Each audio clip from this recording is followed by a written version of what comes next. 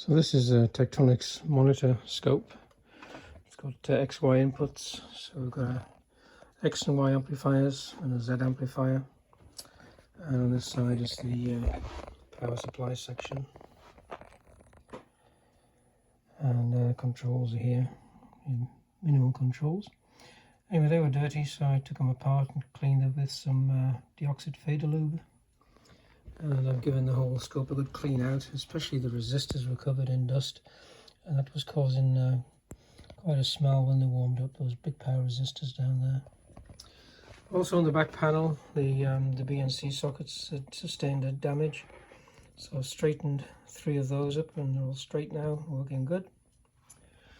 I've adjusted the vertical amplifiers to give a deflection of 100 millivolts per division on the screen. At the moment I'm just running a little signal generator through it, and so phase modulation, so it just sort of looks like a bouncy ball. Anyway, that's it's working well. The controls are working well. No jumping around in the controls anymore. So it's just on a little bit of a soak test for an hour or two. No smell now, thank goodness. And the before there was a sort of a jittering of one of the traces, which I think is just due to a cap reforming. After the scope had been on for about a half hour, that faded away and it's never reappeared, and the scope's been on and off several times since. So I think that's about it. Nice little monitor scope. I plan to use it with my wobulator, just as another means of checking the IF response. There's the wobulator there, I made that several years ago. I usually use Hewlett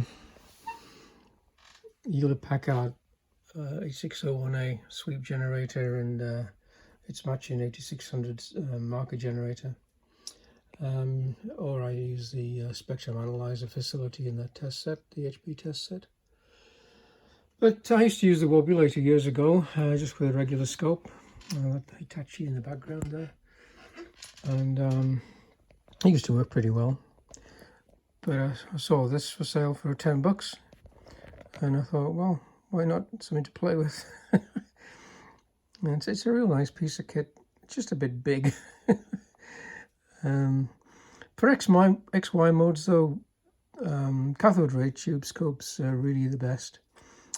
Certainly the couple of digital scopes I've got here are okay. The Siglent over there, 200 megahertz scope, which is great for a lot of things. It takes quite a bit of adjustment to get it working right on XY mode. I guess the only disadvantage of this monitor is there is no external facility to change the vertical gain. There isn't a knob on the back or anything to do that. You've got to take these part of the case off to do that adjustment.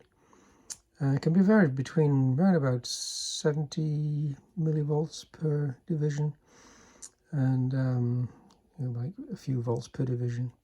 So I thought 100 millivolts per division was probably about right, and then you can count the reticles quite easily and work out what the amplitude is. But that's not really what this is for. It's really for displaying XY mode stuff all the time, and as long as you've got a reasonable control of the input levels, it should work fine. Well, there you go, the Tektronix Model 604 monitor.